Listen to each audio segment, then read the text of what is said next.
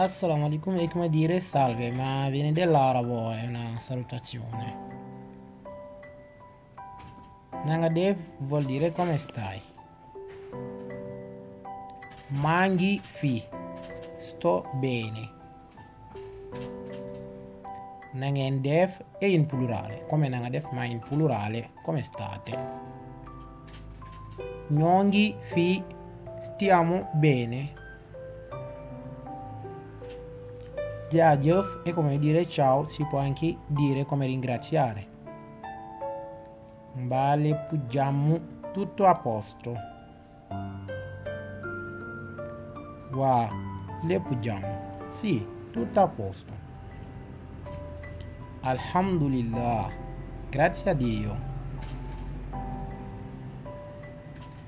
Nakaligeibi, come lavoro. Grazie ragazzi, questa è la mia prima lezione. Iscrivetevi sul mio canale e vedrete altri video.